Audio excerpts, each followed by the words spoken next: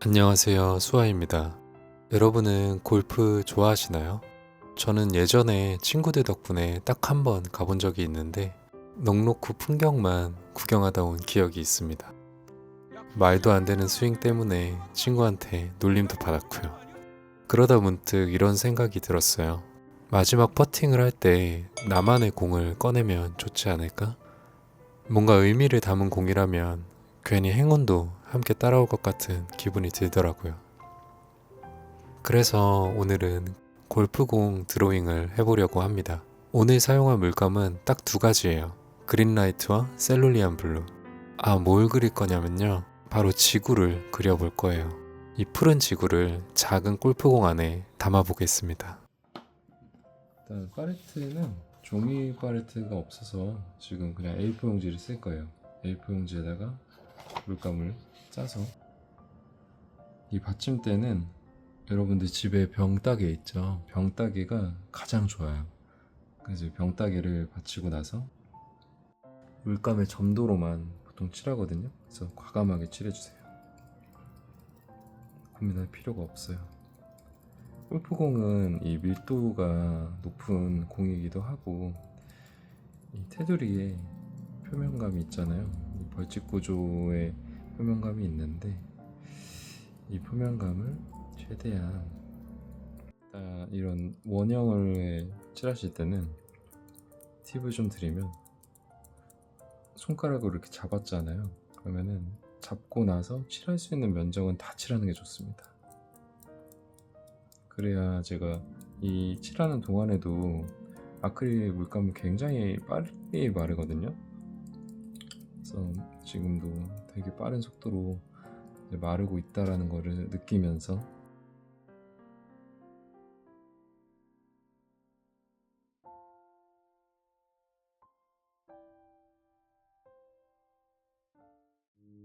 골프공 속에 담긴 지구의 물은 가득 채웠고요.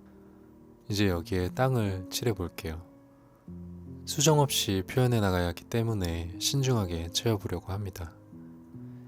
뭔가 정말 5대양 6대주를 표현해내려 하니까 살짝 벅차면서도 긴장이 되네요. 생각해보면 우리가 지도에서 너무 당연하게 보던 이 대륙들의 모양이 사실은 한 덩어리였다는 거 아세요? 판게아라고, 약 3억 년 전에는 지금의 모든 대륙이 하나로 붙어있는 초대륙이었는데요. 그게 조금씩 정말 손톱자라는 속도로 갈라지고 흩어져서 지금 우리가 아는 이 모습이 된 거거든요. 그러니까 이 골프공 위에는 3억 년의 시간을 몇 분으로 압축해서 표현해보는 셈이죠. 조금 거창한가요? 그래도 그런 마음으로 하나씩 천천히 채워가 보겠습니다. 가장 크고 넓은 대륙 얘기부터 시작해 볼게요. 우리가 살고 있는 아시아, 지구 육지 면적의 거의 3분의 1을 차지할 정도로 압도적으로 큰 대륙이에요. 인구도 세계 인구의 절반 이상이 여기에 모여 있고요. 중국 가보신 분들 많으실 텐데 저도 첫 해외를 가본 게 중국이거든요. 제가 중국 쪽 관련된 일을 했었어가지고 땅이 얼마나 넓은지 기차를 타고 하루 종일 이동해도 창밖 풍경이 똑같은 평야인 구간이 있을 정도였어요. 대륙의 스케일이라는 걸 그때 처음 실감했던 것 같아요. 일본도 참 좋았죠. 일본 여행도 많이 갔었는데 교토 골목길 걷다가 우연히 만난 작은 화방에서 붓 하나를 사왔었는데 지금도 가끔 그 붓으로 그림을 그려요. 여행에서 사온 도구로 그림을 그리면 왠지 그때 그 공기가 다시 느껴지는 느낌이 들더라고요. 홍콩은 또 완전히 다른 느낌이었어요. 좁은 땅에 빽빽하게 들어선 고층 빌딩들, 밤에 빅토리아 하버에서 보는 야경은 정말 인간이 만든 것 같지 않을 정도로 화려했던 기억이 나요. 그리고 태국이랑 베트남 두 나라 다 습하고 뜨거운 공기, 향신료 냄새가 골목마다 확 풍기던 게 아직도 생생해요. 태국에서는 새벽 시장에서 그림 그리듯 사람들 스케치하면서 하루를 보낸 적도 있고, 베트남 하롱베이에서는 배 위에서 그 신비로운 카르스트 지형을 보면서 이건 꼭 나중에 그림으로 그려야지 다짐했었거든요. 아직도 못 그리고 있지만 이렇게 아시아 하나만 해도 정말 다양한 얼굴을 가진 대륙이에요. 사막도 있고 열대우림도 있고 세계에서 제일 높은 히말라야 산맥도 있고요. 재밌는 게 아시아랑 유럽은 사실 지리학적으로는 하나의 큰 땅덩어리예요. 유라시아 대륙이라고 해서 우랄산맥을 기준으로 편의상 나눠 놓은 거거든요. 자연은 선을 긋지 않는데 인간이 문화적으로, 역사적으로 구분을 지어 놓은 거죠. 이 경계라는 게 생각해보면 참 인위적이에요. 유럽 하면 저는 영국이 가장 먼저 떠올라요. 개인적으로도 정말 저에게 좀 남다른 의미가 있는 나라기도 하고요. 런던 여행 갔을 때 비가 정말 자주 왔었는데 그 흐린 날씨 덕분에 오히려 박물관 투어를 실컷 할 수 있었고요. 대형 박물관에서 하루 종일 있어도 다 못 볼 정도로 전시가 많더라고요. 그리고 파리는 정말 제가 1박 2일만 다녀왔었는데도 그림 그리는 사람한테는 성지 같은 곳이잖아요. 루브르에서 모나리자 앞에 사람들이 몰려있는 것도 인상적이었지만 저는 오히려 오르세 미술관에서 인상파 화가들 작품 앞에 오래 서 있었던 기억이 더 강해요. 모네의 그림을 마주했는데 나도 언젠가 저렇게 그림을 그려볼 수 있을까? 라는 생각이 좀 들긴 했어요. 지금 이렇게 유튜브로 여러분들과 그림으로 소통하고 있는 것도 어떻게 보면은 그때의 영향을 좀 받았던 것 같습니다. 스페인도 저에겐 빼놓을 수 없죠. 가우디의 사그리다 파밀리아를 보면서 정말 입이 안 다물어졌고 까사바띠오 구엘공원 말할 것도 없죠. 몇백 년째 짓고 있는 건축물이라는 게 우리가 흔히 생각하는 완성이라는 개념을 다시 생각하게 만들더라고요. 유럽이 면적으로는 6대주 중에 제일 작은 편에 속하는데 역사적으로 세계에 끼친 영향은 정말 어마어마하죠. 산업혁명, 르네상스, 그리고 수많은 탐험의 시작점이 다 이 작은 대륙에서 나왔으니까요. 유럽 얘기를 하다 보니까 자연스럽게 그 아래 대륙, 아프리카 생각이 나는데요. 유일하게 제가 여행으로 못 가본 대륙입니다. 아프리카는 사실 인류가 처음 시작된 곳이라고 하죠. 우리 모든 인류의 뿌리가 여기에서 시작됐다고 해도 과언이 아닌데 정말 특별하게 느껴지는 것 같아요.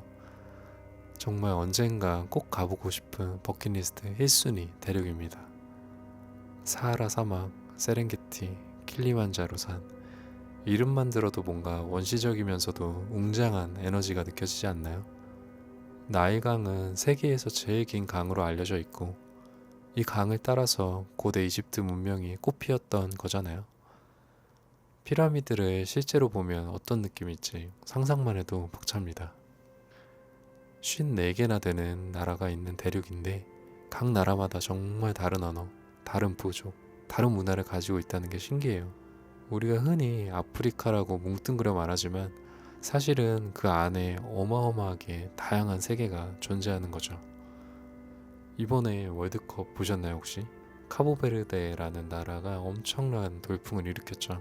그걸 보면서 와, 저 작은 섬나라 안에서도 저렇게 능력자들이 많고 충분한 가능성이 있구나. 얼마나 신비로운 대륙일까 라는 생각을 또 한 번 했습니다. 아프리카에서 눈을 돌려 남반구 쪽을 보면 오세아니아가 있어요. 다른 대륙에 비하면 훨씬 작죠. 호주, 뉴질랜드, 그리고 태평양에 흩어진 수많은 섬나라들도 이루어져 있어요. 제가 한 16개 정도 나라를 여행을 해봤는데 1순위로 뽑는 나라가 아직까지는 뉴질랜드입니다. 남섬 쪽으로 로드트립을 했었는데 창밖으로 보이는 풍경이 마치 반지의 제왕 세트장 같았어요. 실제로 거기서 촬영을 많이 했다고 하더라고요. 마운트쿡을 방문을 했을 때 뭔가 빙하가 부서져 내리는 듯한 소리가 났었거든요. 그래서 친구랑 이게 무슨 소리야? 했는데 진짜 알아보니까 산 위에서 눈이 녹아서 떨어지는 소리라고 하더라고요. 정말 그 사운드는 잊을 수가 없습니다. 도로를 달리다 보면 초록빛 언덕에 양떼들이 여기저기 흩어져 있고 그 뒤로는 만년설 덮인 산이 딱 배경처럼 서 있는데 이런 풍경을 그림으로 옮기면 얼마나 좋을까 하는 생각을 계속 했었어요. 그때 그래서 저는 드로잉을 시작했습니다. 퀸스타운에서는 번지점프의 발상지답게 액티비티도 정말 다양했고, 밀포드 사운드 크루즈 타면서 봤던 협곡 풍경은 지금도 눈에 선해요. 안개가 잔뜩 낀 피오르 사이로 폭포수가 쏟아지는데 그 순간엔 정말 말이 안 나오더라고요. 오세아니아는 대륙 중에서 인구 밀도가 가장 낮은 편이에요. 그만큼 자연이 그대로 보존된 곳이 많아서 저는 개인적으로 언젠가 은퇴하면 여기서 그림 그리며 살고 싶다는 상상을 꿈속에서 가끔 합니다. 오세아니아에서 태평양을 쭉 건너면 북아메리카가 나와요. 캐나다, 미국, 그리고 멕시코까지 포함하는 대륙이죠. 저는 이 중에서 유일하게 멕시코를 여행했었는데 사실 가기 전까지는 막연히 위험할 거라는 선입견이 있었거든요. 워낙에 인식이 그러다 보니까. 근데 막상 가보니까 사람들이 정말 정이 많고 색채가 넘치는 나라였어요. 멕시코 시티에서 프리다 칼로 박물관에 갔었는데 그 강렬한 색감의 그림들을 실제로 보고 나서 며칠 동안 그림 그릴 때 색을 훨씬 과감하게 쓰게 됐던 기억이 나요. 그리고 피라미드도 봤었는데 마야 문명이 얼마나 정교한 천문학적 계산까지 했는지를 알고 나니까 우리가 흔히 고대라고 하면 원시적일 거라고 생각했는데 전혀 그렇지 않구나 싶더라고요. 북아메리카는 로키 산맥부터 그랜드 캐니언까지 스케일이 다른 자연지형이 많은 대륙이에요. 대륙 하나에 이렇게 다양한 기후와 지형이 다 들어있는 게 신기하죠. 북아메리카 아래로 쭉 내려가면 남아메리카로 이어지죠. 이 대륙 얘기할 때 사실 제일 설레요. 개인적으로 가장 애정하는 대륙 중 하나거든요. 아르헨티나, 볼리비아, 브라질까지 여행했었는데 하나같이 강렬한 기억으로 남아있어요.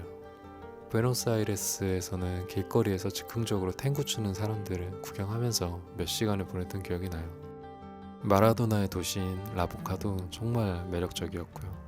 그리고 파타고니아 쪽으로 내려가서 본 빙하는 얼음 조각이 무너져 내린 소리가 마치 천둥 같았어요. 자연 앞에서 인간이 얼마나 작은 존재인지 한 번 더 느꼈던 순간이었어요. 볼리비아 우유니 소금 사막은 정말 이건 말로 설명하기 좀 어려운 것 같아요. 비가 살짝 온 뒤에 소금 바닥에 물이 얇게 고이면 하늘이 그대로 바닥에 비쳐서 하늘과 땅의 경계가 없어져요. 마치 거대한 거울 위에 서 있는 느낌이랄까요? 그림 그리는 사람으로서는 색과 반사, 대칭이라는 걸 그렇게 압도적인 스케일로 본 건 처음이었던 것 같아요. 제가 페루도 방문을 했었는데요. 페루에서 본 마추픽추는 신비로움의 끝판왕 같은 느낌이었어요. 그래서 거기서는 실제로 제가 라이브 드로잉도 했었는데 손바닥만한 도화지에 마추픽추의 풍경을 담는데 뭔가 그리는 내내 약간 잉카 문명의 역사 때문인지 좀 벅차오르더라고요. 지금도 그 기분이 좀 생생한 것 같아요. 브라질에서는 이과수 폭포를 봤는데 나이아가라나 빅토리아 폭포보다도 크다고 하더라고요. 폭포 바로 앞까지 걸어갈 수 있는 트레일이 있는데 물보라 때문에 옷이 다 젖으면서도 그 웅장함에 계속 사진만 찍었던 기억이 나요. 그 폭포수를 보트로 여행을 했었는데 저는 물을 솔직히 좀 무서워하거든요. 진짜 빠지는 줄 알고 정말 무서웠습니다. 남아메리카는 아마존 열대우림도 품고 있잖아요. 지구 산수의 상당 부분을 만들어낸다고 해서 지구의 허파라고 불리는 곳이잖아요.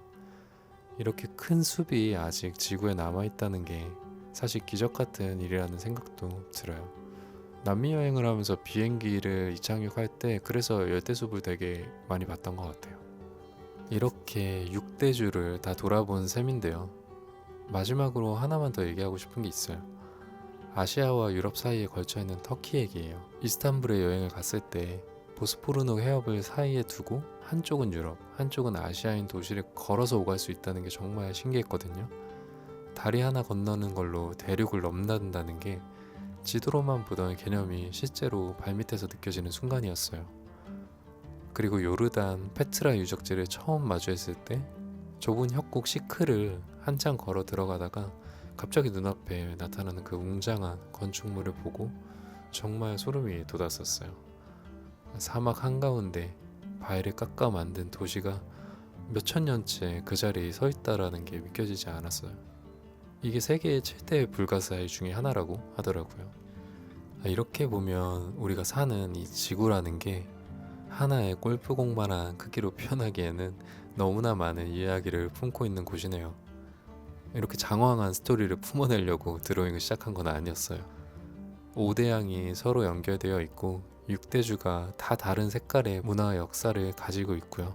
저도 아직 못 가본 곳이 훨씬 더 많지만 이렇게 그림을 그리면서 하나씩 그 기억들을 그리고 앞으로 가보고 싶은 곳들을 떠올려 볼 수 있어서 오늘 정말 즐거운 시간이었던 것 같아요.